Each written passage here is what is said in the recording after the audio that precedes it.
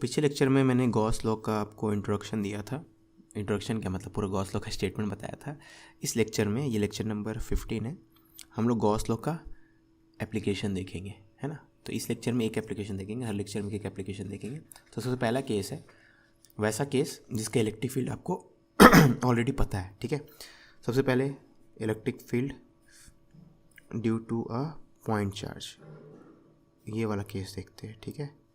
ये आपको ऑलरेडी पता है, electric field due to point charge क्या होता है, Q/R² अवे फ्रॉम सेंटर, ठीक है, अवे फ्रॉम द चार्ज, है ना। लेकिन वो हम लोग निकाले थे यूजिंग कूलम्स लॉ। अब विदाउट यूजिंग कूलम्स लॉ हम लोग सेम चीज़ निकालना चाहेंगे, ठीक है। तो कूलम्स लॉ आप मान लो अभी तक पढ़े ही नहीं है, ठीक है। आप गॉस लॉ को यूज़ करके without using anything from Coulomb's law, आप गॉस लॉ यूज़ करके भी इलेक्ट्रिक फील्ड निकाल सकते हो, मतलब दोनों एक दूसरे के इंडिपेंडेंट, ठीक है। तो अभी तक आपने कूलम्स लॉ से जो जो सीखा था वो सब आप भूल जाओ अभी के लिए, और उसको कुछ भी अप्लाई नहीं करेंगे। बिना उसको अप्लाई किए हम लोग electric field due to point charge निकालेंगे, ठीक है। तो उसके लिए क्या करेंगे, तो सपोज मैं डायग्राम यहाँ पे ड्रॉ करूँ, ये एक पॉइंट चार्ज है ना, और मान लो इसके कारण मुझे इस पॉइंट पे इलेक्ट्रिक फील्ड निकालना है। इस पॉइंट का नाम क्या है, P। तो I need to find out electric field at point P which is at a distance R from this point charge Q, है ना।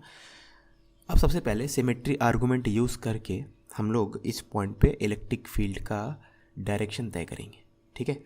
ओके, अब मुझे बताओ कि अगर इस पॉइंट पे इलेक्ट्रिक फील्ड, अगर मैं एक यहाँ पे, हाँ, इस पॉइंट पे इलेक्ट्रिक फील्ड अगर इस तरफ हो सकता है, तो मान लो ये एंगल इसके साथ 30 डिग्री है, 30 डिग्री बिलो दिस लाइन हो सकता है, तो इस पॉइंट पे इलेक्ट्रिक फील्ड उसी लॉजिक से 30 डिग्री अबव द लाइन भी हो सकता है। कारण क्या है, क्योंकि यहाँ पे जो प्लेन है, plane containing this charge and point P, कोई प्लेन ले लो, वो प्लेन के अबाउट, वो प्लेन के ऊपर वाली दुनिया और नीचे वाली दुनिया में कोई फ़र्क नहीं है, मतलब बेसिकली सिमेट्रिक है सिचुएशन अबाउट दिस प्लेन। तो इस प्लेन के अबाउट अगर सिमेट्रिक है तो इस पॉइंट पे जो इलेक्ट्रिक फील्ड होगा इसी प्लेन पे लाई करेगा, क्योंकि अगर वो इस प्लेन के बाहर निकल गया इलेक्ट्रिक फील्ड, इसका मतलब है कि ऊपर वाला स्पेस में कुछ था जो नीचे वाले स्पेस में नहीं था, ठीक है। तो बेसिकली हम लोग बोल सकते हैं कि इस पॉइंट पे इलेक्ट्रिक फील्ड जो होगा इसी प्लेन पे लाई करना चाहिए, है ना। ओके, अब आप ऐसा ही कोई और प्लेन भी ले सकते हो, ये प्लेन में भी दोनों लाई कर रहे हैं, चार्ज और पॉइंट भी, और इस प्लेन के उस तरफ और इस तरफ आइडेंटिकल है ना, चार्ज का डिस्ट्रीब्यूशन दोनों तरफ 0 0 ही है, तो इस प्लेन पे भी लाई करना चाहिए, तो इस प्लेन पे भी लाई करना चाहिए और इस प्लेन पे भी लाई करना चाहिए, और इन दोनों का इंटरसेक्शन आप देखोगे तो ये वाला लाइन आ जाएगा, ये डॉटेड लाइन आ जाएगा, ठीक है। तो बेसिकली मैं क्या बोलना चाहता हूँ कि electric field at point P इस डॉटेड लाइन के अलॉन्ग ही होना चाहिए। अब आपका मन, आप इस तरफ लो या इस तरफ लो, ठीक है। तो इसको आप बुक्स में देखोगे तो सिंपली ऐसे लिखा रहता है, from symmetry arguments electric field at point P will be away और टुवर्ड्स द चार्ज, ठीक है, बस ये लिखा जाएगा, है ना।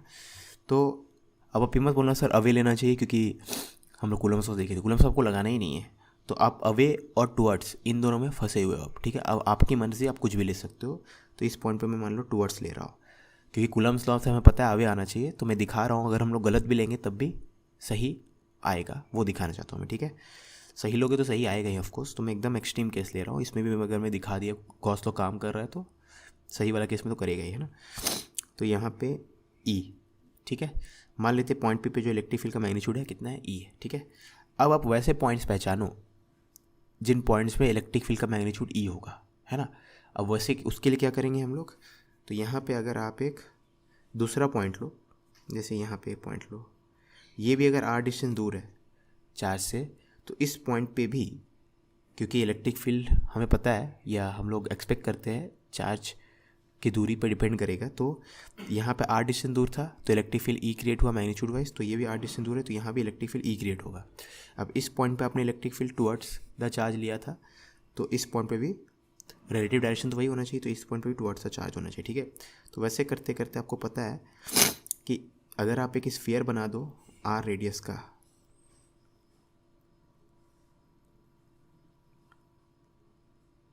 तो R रेडियस का अगर आप स्फीयर बना दो, तो इस स्फीयर के हर पॉइंट पे इलेक्ट्रिक फील्ड E होगा टुवर्ड्स सेंटर,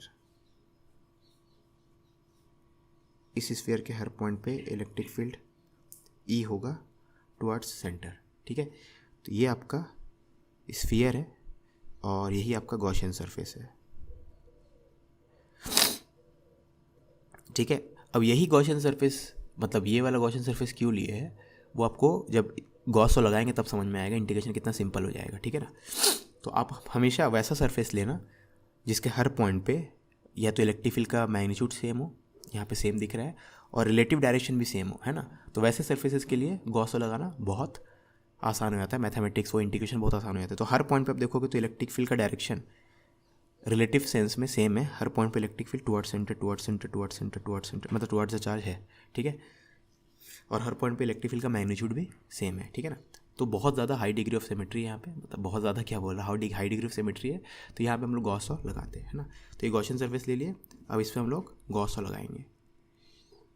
तो ई डॉट डी ए का integration should be equal to charge enclosed by epsilon, है ना। सबसे पहले ये जो गॉसियन सरफेस है इसके अंदर कितना चार्ज है, एक ही चार्ज है, उसका वैल्यू क्या है क्यू।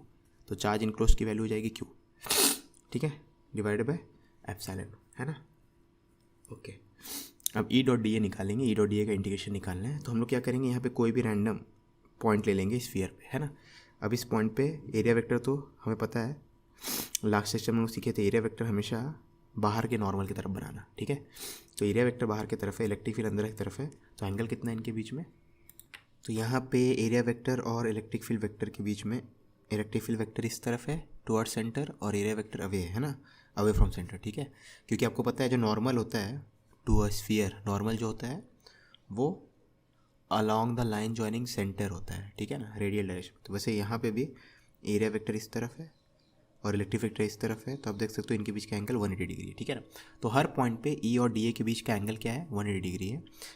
तो आप ये E D A cos 180 degree लिखो, ठीक है।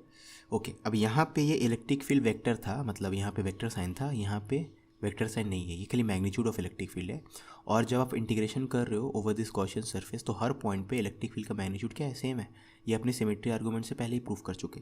तो ई को हम लोग बाहर ले लेंगे, ठीक है, और कॉस 180 माइनस होता है। अब ये वाली चीज़ हर तरफ का एरिया, मतलब स्फीयर के पूरे सरफेस का स्मॉल स्मॉल एरियाज को अगर आप ऐड करोगे over the entire surface of the sphere, तो आपको टोटल सरफेस एरिया मिल जाएगा। तो ये हो जाएगा माइनस ई इंटू 4πr², क्योंकि रेडियस आर है, equal to charge enclose by epsilon not.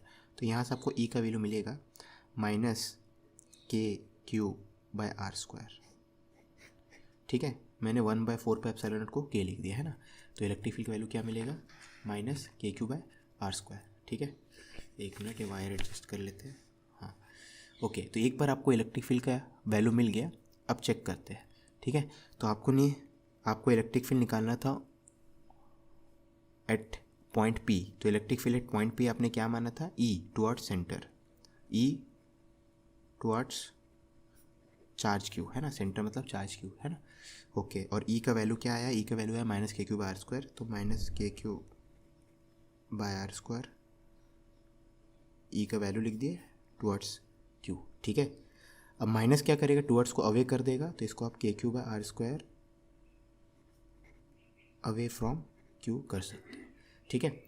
और यही तो होता था electric field due to a point charge, electric field due to a point charge at any point क्या होता था, away from the charge KQ/r²। और यही चीज़ हम लोग निकाले थे गॉस लॉ से, है ना। अब आपको एक ही प्रॉब्लम हो सकता है इस लेक्चर में कि सिमेट्री आर्गूमेंट कैसे यूज़ करें, तो बाकी आगे के लेक्चर्स में फिर से सिमेट्रिक आर्गूमेंट यूज़ करेंगे, तब आपको उसका हैबिट हो जाएगा, ठीक है ना। तो यहाँ पे हम लोगों ने electric field to point charge निकाला। नेक्स्ट सेक्शन में हम लोग electric field to line charge निकालेंगे, और लाइन चार्ज का भी आपको एक्सप्रेशन पता है, 2k λ/x होता है, ठीक है, अवे फ्रॉम द लाइन, है ना। उसको फिर से डिराइव करेंगे यूजिंग गॉस लॉ ओनली, ठीक है। तो आपको बस यहाँ पे पॉज करके लेक्चर को वापस वाला पार्ट सोचो कि हर पॉइंट पे जो पॉइंट्स Q से सेम डिस्टेंस दूर होंगे, हर पॉइंट पे due to symmetry arguments alone electric field जो होगा या तो रेडियली अवे फ्रॉम चार्ज होगा या रेडियली टुवर्ड्स। दूसरी बात है इलेक्ट्रिक फील्ड का magnitude over all such points same होगा, ठीक है। बस यही है सिमेट्री आर्गूमेंट्स हम लोगों ने यहाँ पे, वही सबसे इंपॉर्टेंट पार्ट होता है। एक बार सिमेट्री आर्गूमेंट आप यूज़ कर लोगे, उसके बाद गॉसियन सरफेस आप डिसाइड कर लोगे, उसके बाद आपका काम बहुत आसान हो जाएगा, ठीक है। लेकिन सिमेट्री आर्गूमेंट्स यूज़ करना आपको आना चाहिए, है ना। तो नेक्स्ट लेक्चर में हम लोग वो देखेंगे, उसका और एप्लीकेशन देखेंगे, सिमेट्री आर्गूमेंट्स कैसे यूज़ करना है, ठीक है। आप कुछ भूल रहे हो। ईमानदारी से बताना, करना है नहीं करना, करना है तो करो ना भाई, क्यों नहीं कर रहे।